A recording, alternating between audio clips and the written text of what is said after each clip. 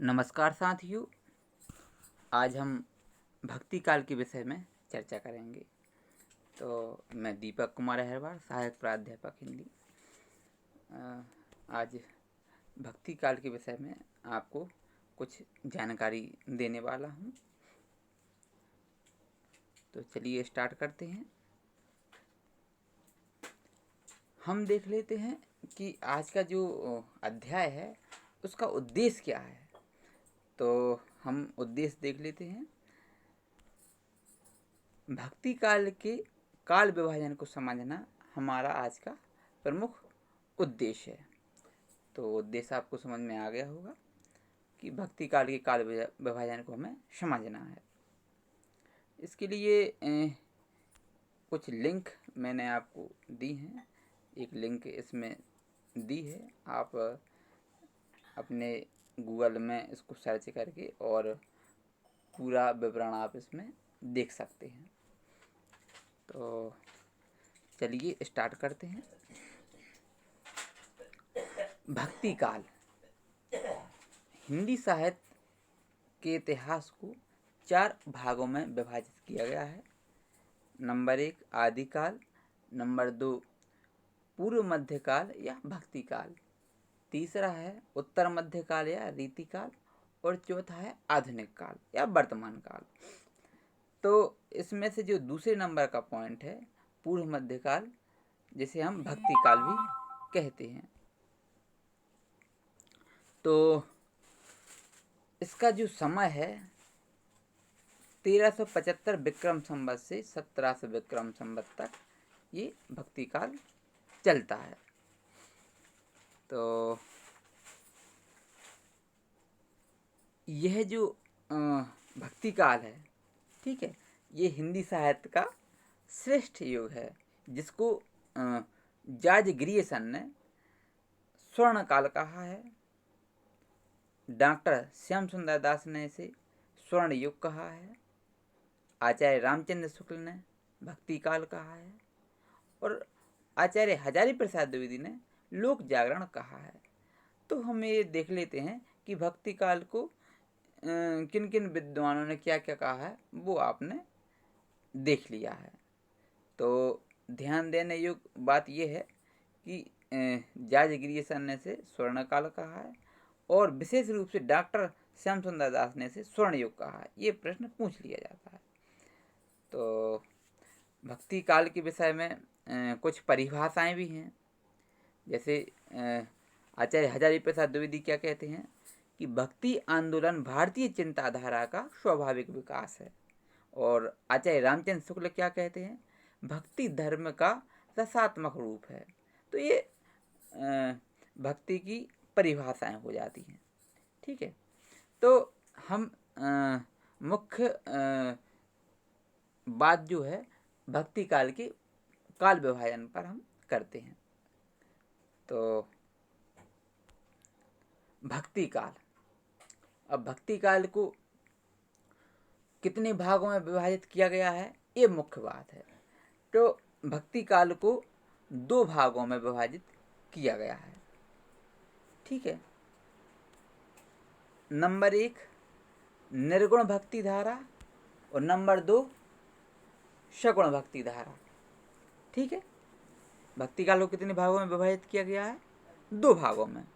Number 1 निर्गुण भक्ति धारा, नंबर 2 सगुण भक्ति धारा। ठीक है, अब इनके भी 2 उपभेद किए गए हैं। ठीक है, निर्गुण भक्ति धारा को भी 2 भागों में विभाजित किया गया है। इसकी भी 2 शाखाएं हो जाती है। नंबर 1 ज्ञानाश्रयी शाखा और नंबर 2 प्रेमाश्रयी शाखा। इनका अन्य नाम भी है, हम देख लेते हैं। जैसे ज्ञानाश्रयी शाखा है, उसे हम ज्ञान मार्गी शाखा भी हम कह देते हैं। और एक नाम इसका और है संत काव्य धारा।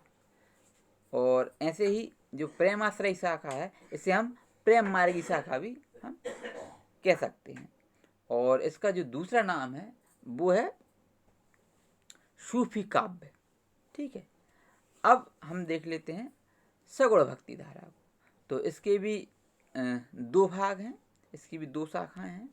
नंबर 1 कृष्ण भक्ति शाखा और नंबर 2 राम भक्ति शाखा। ठीक है, तो ये भक्ति काल का काल विभाजन हो जाता है, या इसका जो विभाजन है, वर्गीकरण है, वो हम इसको कर देते हैं। तो आपको अच्छी तरह से समझ में आ गया होगा कि भक्ति काल को 2 भागों में विभाजित किया गया है, एक निर्गुण भक्ति धारा और एक सगुण भक्ति धारा। ठीक है, और इनके भी 2 भाग हो जाते हैं, निर्गुण भक्ति धारा के ज्ञानाश्रयी शाखा और प्रेमाश्रयी शाखा, और इसी प्रकार सगुण भक्ति धारा के कृष्ण भक्ति शाखा और राम भक्ति शाखा, ये 2 भाग हो जाते हैं। तो ये आपको बातें समझ में आ गई होंगी। अब आगे बढ़ते हैं हम।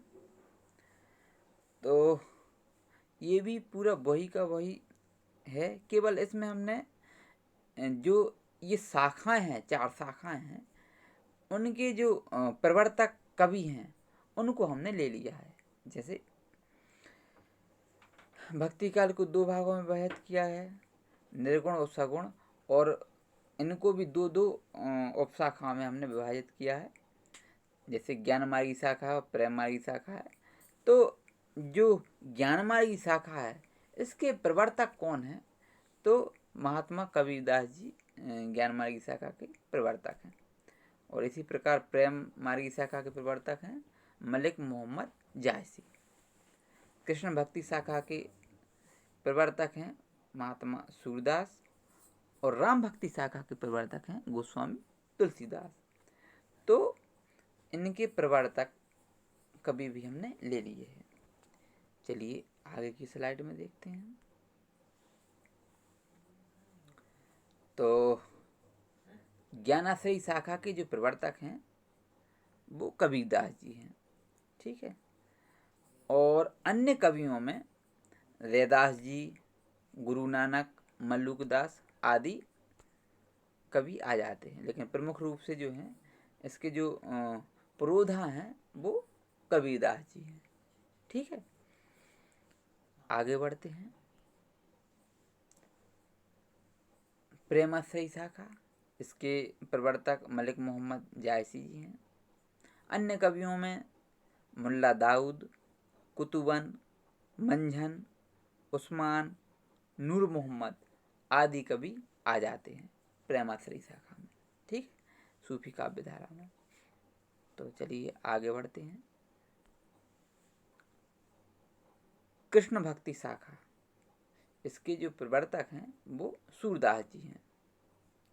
अन्य कवियों में अष्टछाप के कवि आ जाते हैं, जिसमें सूरदास सहित कुंभनदास, परमानंद दास, कृष्णदास, गोविंद स्वामी, छीत स्वामी, चतुर्भुज दास, नंददास, ये अष्टछाप के कवि हो जाते हैं। और इसके इतर रसखान, मीरा आदि भी इसी शाखा के अंतर्गत आ जाते हैं। अब देख लेते हैं राम भक्ति शाखा। ठीक है, तो इसके प्रवर्तक गोस्वामी तुलसीदास जी हैं। अन्य कवियों में नाभादास जी, अग्रदास आदि कवि आ जाते हैं। तो ये हमारे 4 भाग हो गए, तो इनको हमने देख लिया है। तो आपको ये बात समझ में आ गई होंगी, बहुत आपको समझ में आ गया होगा। अब हम कुछ प्रश्न ले लेते हैं। ठीक है, आपके सामने एक प्रश्न है, हिंदी साहित्य का स्वर्ण युग किसे कहा जाता है? हमने पूर्व में पढ़ लिया है, तो हम 4 विकल्प दे देते हैं आपको। नंबर 1 आदिकाल, नंबर 2 भक्ति काल, नंबर 3 रीतिकाल, और नंबर 4 आधुनिक काल। तो आपने पढ़ा है, तो आप फटाफट बता देंगे इसको कि हिंदी साहित्य का स्वर्ण युग हम भक्ति काल को कहते हैं। जी, तो हिंदी साहित्य का स्वर्ण युग भक्ति काल कहलाता है। चलिए दूसरा प्रश्न ले लेते हैं। निर्गुण भक्ति धारा को कितने भागों में विभाजित किया गया है? जी हाँ, अभी हमने निर्गुण भक्ति धारा की हमने शाखाएं पढ़ी हैं, तो कुछ हम विकल्प आपके सामने रख देते हैं। एक भाग में विभाजित किया गया है, निर्गुण भक्ति धारा को 2 भागों में विभाजित किया गया है, या 3 भागों में विभाजित किया गया है, या 4 भागों में विभाजित किया गया है। स्क्रीन पे आपको दिख रहा होगा, आप इसका आंसर चुटकियों में बता सकते हैं क्योंकि आपने पढ़ लिया है। ठीक है, तो निर्गुण भक्ति धारा को 2 भागों में विभाजित किया गया है। ठीक है, कौन कौन सी वो धाराएं हैं? एक शाखा है ज्ञानाश्रयी शाखा और दूसरी है प्रेमाश्रयी शाखा। ठीक है, निर्गुण भक्ति धारा को 2 भागों में विभाजित किया गया है। चलिए अगला प्रश्न देख लेते हैं। ये एक शब्द में उत्तर है। ठीक है, ज्ञानाश्रयी शाखा के प्रवर्तक का नाम बताइए। ज्ञानाश्रयी शाखा, जिसका जो दूसरा नाम है, ठीक है, संत काव्य धारा भी इसे हम कहते हैं, ज्ञानमार्गी शाखा भी हम कह देते हैं। तो जल्दी से बताइए आप इसका उत्तर। आपको पता है? जी बिल्कुल, इसके जो प्रवर्तक हैं वो कबीरदास जी हैं। ठीक है, तो आशा है कि आपको ये बातें समझ में आ गई होंगी। तो इसी के साथ हम इसका समापन करते हैं। बहुत बहुत धन्यवाद।